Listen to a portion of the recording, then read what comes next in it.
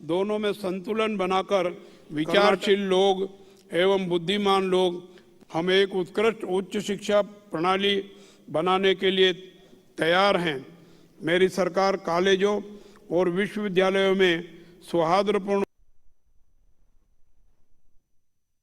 व्यवहार करना ही कैलासा अर्थात शाश्वत वातावरण में हमारे बच्चों की वृद्धि और विकास पर पूरा ध्यान देगी। अनुसूचित जाति एवं आवश्यक संशोधन किए जाएंगे। मेरी सरकार उत्पीड़ित समुदायों के युवाओं को कौशल प्रशिक्षण प्रदान करने, सशक्त बनाने के लिए सभी उपाय करेगी ताकि वे नौकरियां प्राप्त कर सके और आत्मनिर्भर बन सके। मेरी सरकार नागरिक, श्रमिकों, ड्राइवरों, रेहड़ी पटरी वालों, कपड़ा श्रमिकों, निर्माण श्रमिकों, असंगठित और गिग श्रमिकों, वरिष्ठ नागरिकों, विशेष आवश्यकता वाले व्यक्ति दोनों में संतुलन बनाकर कर्नाटक के नए शासन को देवदासियों, यौन अल्पसंख्यकों सहित सभी वर्गों का कल्याण करेंगे।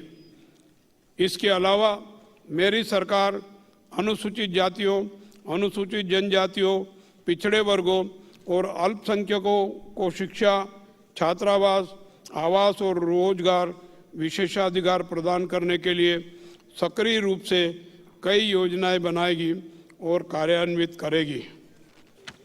मेरी सरकार ने सभी को उत्कृष्ट स्वास्थ्य देखभाल प्रदान करने का एक बड़ा लक्ष्य निर्धारित किया है।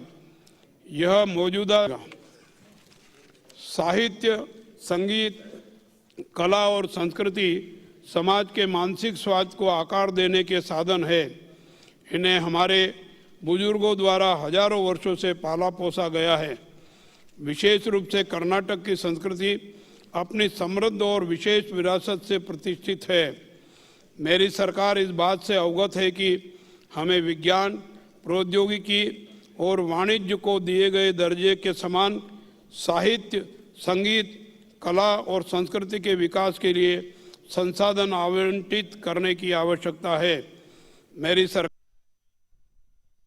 कहा है कि जरूरतमंदों को खाना खिलाना, सच बोलना, दूसरों के लिए सभी आवश्यक पहल करेगी।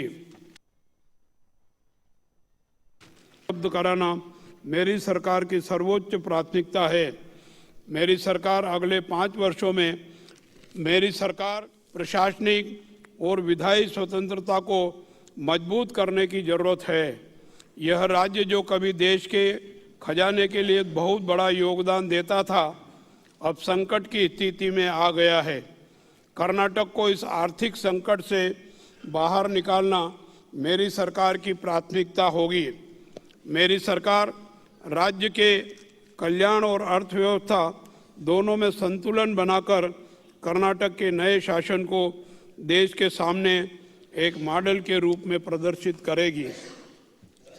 कन्नड़ कवि सर्वज्ञ 2000 वर्षा आधारित क्षेत्रों में किसान कृषि भाग्य योजना के तहत क्रियान्वित कृषि गड्ढों, पॉली हाउस और शेड नेट खेती का उपयोग करके कृषि से अधिक आय अर्जित करने में सक्षम हुए हैं। किसानों के जीवन को बेहतर बना योजना का और विस्तार किया जाएगा। मेरी सरकार प्रशासनिक स्वतंत्रता को मजबूत करने की जरूरत है। यह राज्य जो सर्वाधिक शुष्क भूमि क्षेत्र है, सिंचाई ग्रामीण विकास का मूल आधार है। इसलिए अगले 5 वर्षों में मेरी सरकार हमारे राज्य में लंबे समय से लंबित सभी सिंचाई परियोजनाओं को तार्किक अंत तक ले जाने और पूरा करने के लिए प्रतिबद्ध है। बड़ी सिंचाई परियोजनाओं के कार्यान्वयन के साथ साथ किसानों की भागीदारी से झीलें, छोटी और पारंपरिक सिंचाई प्रणालियों की भी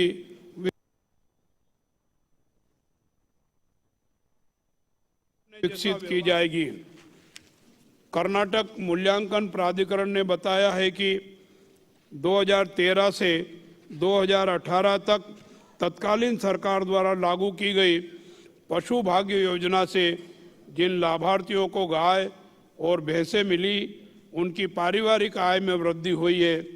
किसानों की आय बढ़ाने के लिए इन योजनाओं को मजबूत किया जाएगा। भेड़, बकरी, गाय, भैंस आदि की प्राकृतिक आपदाओं के कारण होने वाली मौतों को छोड़कर आकस्मिक और अन्य कारणों से मृत्यु होने पर इन जानवरों को पालने वाले लोगों को भारी नुकसान होता है। इसे कम करने के उद्देश्य से राज्य में अनुग्रह नामक योजना लागू की गई, लेकिन पिछले कुछ वर्षों से उक्त योजना सक्रिय नहीं हो पाई है। मेरी सरकार इस वर्ष से अनुग्रह योजना को कुशलतापूर्वक लागू करेगी।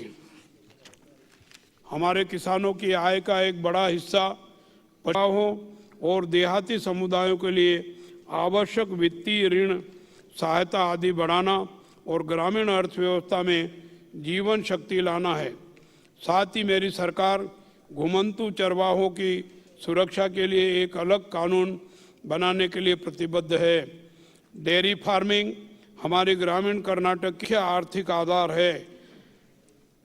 मेरी सरकार हमारे अपने डेयरी किसानों के माध्यम से दूध उत्पादन में आत्मनिर्भरता सुनिश्चित करेगी। हमारे अन्नदाता है और मेरी सरकार उन्हें खाद, बीज, दवाइयाँ और अन्य आवश्यक सुविधाएं समय पर और पर्याप्त आपूर्ति प्रदान करके उनके जीवन को बेहतर बनाने के लिए सभी आवश्यक कदम उठाएगी।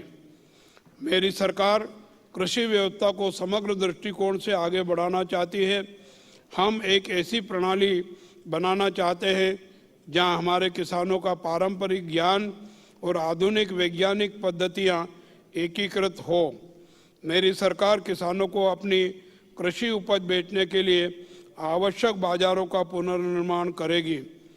कृषि उपज बाजार समिति APMC को किसान हितैषी बनाने के लिए उनमें और सुधार किया जाएगा। मेरी सरकार जन केंद्र बनाना चाहती है। इसका उद्देश्य ऐसे उद्योगों की स्थापना करना है जो यदि संभव हो तो कम समय में अधिक रोजगार पैदा करें।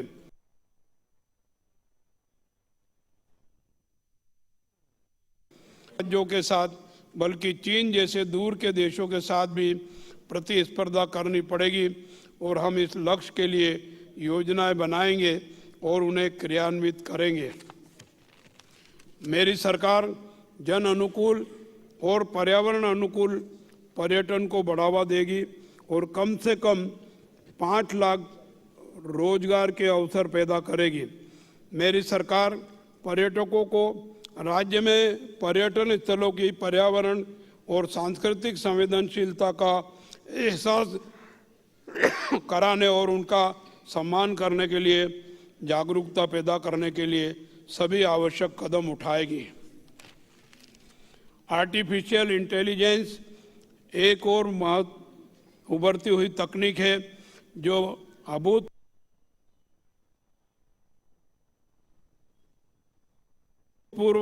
अवसरों के साथ साथ भय भी पैदा कर रही है।